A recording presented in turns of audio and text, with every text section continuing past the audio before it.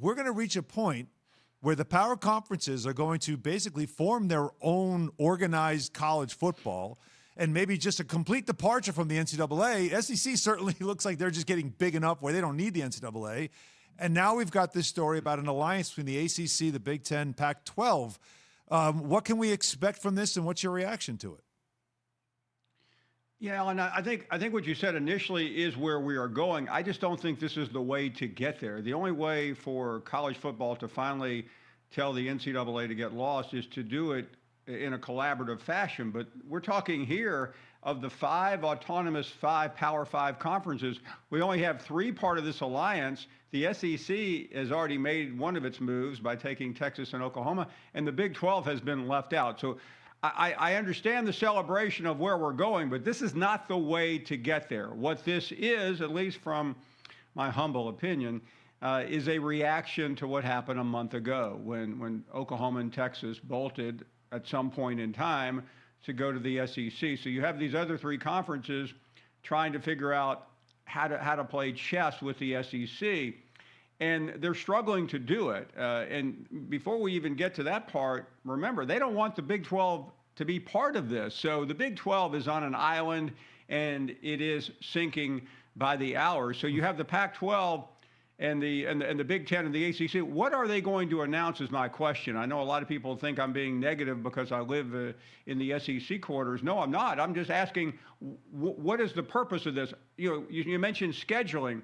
Well, there's already cross-sectional scheduling going on. Yeah, this perhaps will enhance that, but I don't think it's significant. What this really is just a reaction. And it's a reaction to the SEC. It's also a means to stop the 12-team college football playoff. And Key, if there's ever a league that needs 12 teams in the college football playoff, and you know where I'm going here, it's the Pac-12.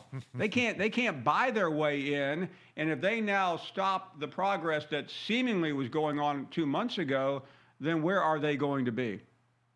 Paul, but when you look at it, though, it was okay for the SEC to empower themselves with Texas and Oklahoma, but now that the ACC, the Big Ten, and the Pac-12 is somehow going to collaborate and put themselves together, it seems like that there's a problem. But it wasn't a problem for the SEC to get 2 more teams. I wonder, why is that? Well, I don't want to sound like a lawyer here. You said the word empower themselves. It's worth remembering this. Oklahoma and Texas wanted to leave the Big 12. Why did they want to leave it? Because it's not a very powerful league. They were struggling with their television contracts. They did not like some of the things that one of the Big 12's television partners, in this case Fox, was doing with them, such as having the Oklahoma-Nebraska game, which this year is the 50th anniversary of one of the most famous games in college football history, begin at 11 a.m. in Norman in September, where the temperature will be about 140 degrees to satisfy television. So they decided that they wanted to go somewhere else. And every time I say this, people react negatively, but the SEC did not go courting them. They called the SEC. The SEC took them. And Keyshawn, if the SEC had said, no, we don't want to take you guys, it's really not fair to college football. Do you know what the next call would have been? It would have been to Chicago, to the Big Ten, and the Big Ten would have taken them. So I think it's just disingenuous for a lot of people out there to make the SEC out to be like a Wall Street a tycoon in the late 80s and 90s, going around gobbling up companies, breaking them up, selling them, and putting everybody out of work for a profit. That's not exactly what this is about.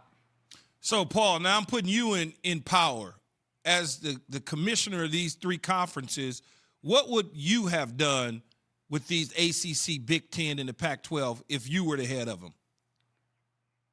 Well, I don't have a problem with them trying to coalesce and figure out a path, but the problem is there really isn't a good path. This is really about power and leverage and television.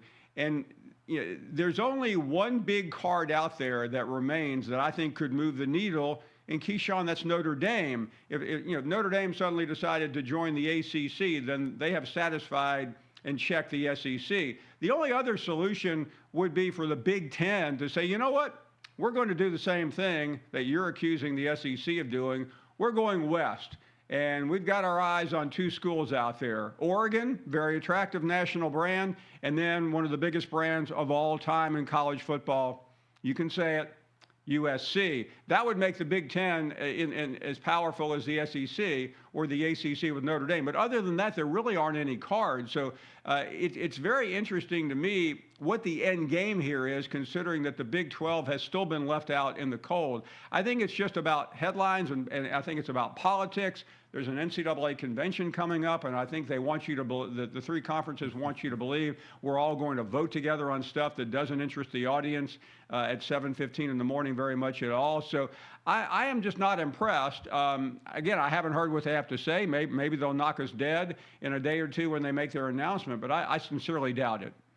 What's going to happen now that you said that the Big 12 is left out in the cold? How can they get back in and stay warm? What's going to happen to them? Well, to me, the Big 12's secret to survival is an expanded playoff. And what's happening this week is only going to stop that. Remember, 2 months ago, we sat here and talked about we could be 2 years away from a 12-team playoff. And what happened when the SEC ended up with Texas and Oklahoma, everyone wanted to blame the commissioner of the SEC, Greg Sankey, for trying to push the 12-team playoff. He was a member of that committee with 3 other people, including the Big 12 commissioner, the Notre Dame athletic director, and the commissioner of, I think, the Mountain West. He was an easy target, but Keyshawn, do you think the SEC really needs a 12-team playoff? No, it doesn't. It wins almost every year as it is, or every other year, and it's in the playoff every single year.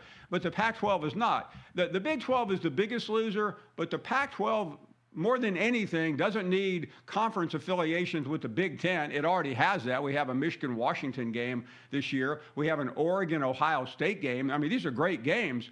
What the Pac-12 needs is a ticket to the playoff.